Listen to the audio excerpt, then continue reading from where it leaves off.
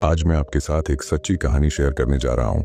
ये कहानी किसी भी मशहूर इंसान की नहीं है जिसके बारे में आपको कहीं किताबों में जिक्र मिले, बल्कि ये कहानी है आपके और मेरे बीच रहने वाले एक आम इंसान की। एक ऐसे इंसान की जो कभी अर्श पर था, एक दिन जमीन पर आ गिरा और फिर अपनी मेहनत से अर्श पर पहुंच गया। तो चलिए जानते हैं इस कहानी को।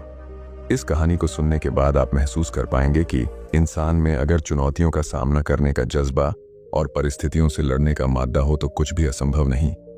कोई भी परिस्थिति या चुनौती इंसान को तब तक मजबूर नहीं कर सकती जब तक कि इंसान ही उसके सामने हथियार न डाल दे।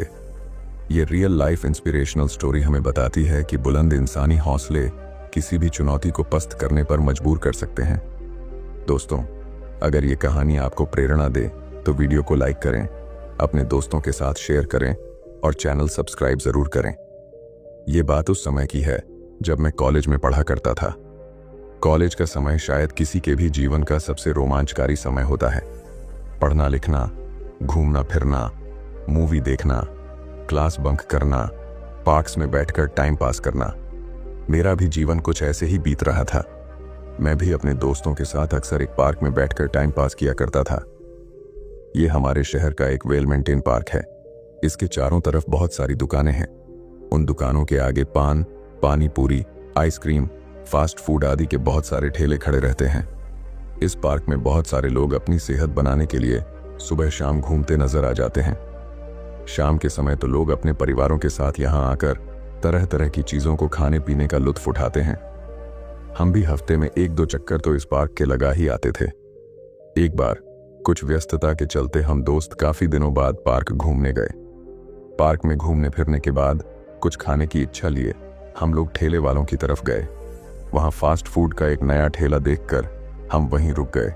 दूसरे ठेले वालों के मुकाबले वहां भीड़ ज्यादा नजर आ रही थी। एक चीज जो हमारे लिए उस समय अजीब थी वह ये कि उस ठेले पर एक आदमी के साथ एक औरत भी मौजूद थी। वह औरत फास्ट फूड बना रही थी और आदमी सर्व कर रहा था। आज तो ऐसे नज़ारे शायद कई जगह देखने को मिल जाएं, पर उस समय वो हमारे छोटे शहर में बिल्कुल अजीब था। खैर, हमने भी वहां से फास्ट फूड खरीदा और खाया।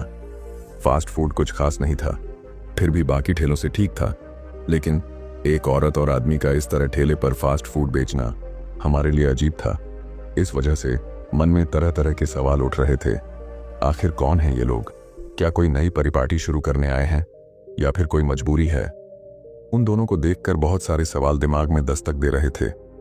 अपने सवालों को शांत करने के लिए जब हमने उनके बारे में जानकारी हासिल की तो पता चला कि ये लोग कभी बहुत अमीर हुआ करते थे। वह आदमी जो फास्ट फूड सर्व कर रहा है कभी बहुत बड़ा बिजनेसमैन था, लेकिन अपने कुछ गलत डिसीजन के चलते उसे इतना बड़ा नुकसान हुआ कि घर बार, गाड़ी, प्रॉपर्टी, बिजनेस सब बिक गया। अब घर चलाने के लिए उसे इस तरह फास्ट फूड का ठेला लगाना पड़ रहा है। हमने भी सोचा, मजबूरी आदमी से क्या क्या करा लेती है। जो आदमी कभी खुद करोड़पति था, जिसके घर पर नौकर चाकर थे, आज सड़क पर ठेला लगाकर लोगों को फास्ट फूड सर्व कर रहा है। अपने रूटीन के हिसाब से हम दोस्त अक्सर पार्क में घूमने जाते रहते थे। हमने उस ठेले को हमेशा वहीं देखा, उस औरत और आदमी को उसी तरह काम करते हुए पाया। कभी हमने उन दोनों के चेहरे पर कोई मजबूरी, शर्म या चिंता की लकीरें नहीं देखी।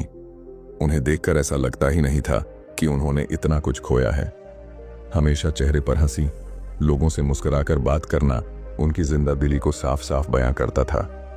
अब हमारे कॉलेज खत्म हो चुके थे। ज्यादातर लोगों को अलग अलग जगह पर जॉब लग चुकी थी।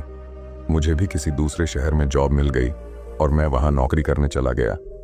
नौकरी के दौरान घर आना जाना लगा रहता था, पर पार्क जाने का मौका कभी नहीं मिला। काफी वर्षों बाद एक बार जब मैं अपने पैतृक शहर में ही था तो एक पुराना दोस्त मिल गया। उसके साथ घूमने फिरने के इरादे से जब एक जगह पर पहुंचा तो देखा वही औरत ठेले पर फास्ट फूड बना रही थी और कुछ लड़के सर्व कर रहे थे। फौरन मैंने अपने दोस्त से पूछा, यार ये हस्बैंड वाइफ तो पार्क के पास ठेला लगाते थे ना, फिर अभी यहाँ कैसे? और उसका हस्बैंड भी कहीं नजर नहीं आ रहा है। उसने मुझसे कहा, भाई अब ये लोग गरीब नहीं हैं।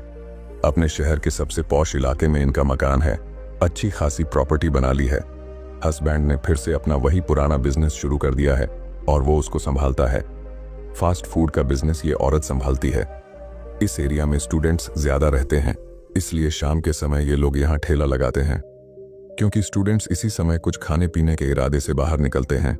अंधेरा होने के साथ ही ये अपना ठेला पार्क पर लेकर चली जाएगी और फिर रात के 8-9 बजे तक वहां रहेगी। तो देखा दोस्तों, कैसे एक व्यक्ति ने मुसीबतों में भी अवसर खोज लिए। उसने भले ही ठेला लगाकर गुजारा किया, पर वहां भी प्रॉपर प्लानिंग की, मार्केट स्टडी करके देखा किस वक्त किस जगह ज्यादा सेल हो सकती है। एक करोड़पति आदमी ठेले पर काम करते वक्त भी जिंदा दिल बना रहा। उसने अपने पास्ट को अपने ऊपर हावी नहीं होने दिया। जो करना लोगों के लिए मुश्किल भरा हो सकता है, उसे उसने आसानी से किया और पूरी शिद्दत के साथ किया। अपने आप को साबित करने की शिद्दत, फिर से अपने परिवार को वही सुख समृद्धि देने की शिद्दत, सपने देखने और उन्हें पूरा करने की शिद्दत, किसी भी कंडीशन में सफलता हासिल करने की शिद्दत। उसकी जगह कोई और होता तो इतने नुकसान के बाद शायद ही वह अपने आप को संभाल पाता, पागल हो जाता या कोई बीमारी पाल लेता। पर उसने अपने आप को संभाले रखा, अपने सपनों को बुझने नहीं दिया, उनके रंगों को फीका नहीं पड़ने दिया। और उसकी स्थिति में उसकी वाइफ भी उतनी ही समझदार और सहयोगी बनी रही, जिससे उन्हें अपना मुकाम फिर से हासिल करने में आसानी रही। इसलिए दोस्तों, परेशानियों से घबराएं नहीं, उनका डटकर सामना करें। ये सोचें कि ये आपको परेशान करने नहीं, बल्कि आपको कुछ सिखाने आई हैं, आपको और मजबूत बनाने आई हैं। क्या आपने ऐसा ताला देखा है जिसकी कोई चाबी ना बनाई गई हो? नहीं ना। तो ऐसे ही ईश्वर भी बिना समाधान के कोई समस्या नहीं बनाता, बस जरूरत है चाबी को ढूंढकर ताला खोलने की।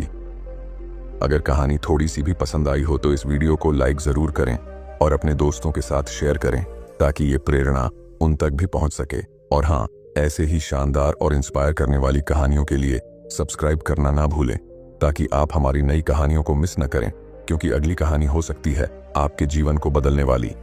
आपका एक सब्सक्राइब हमें और बेहतर कंटेंट बनाने का हौसला देगा। धन्यवाद दोस्तों, मिलते हैं अगली कहानी में।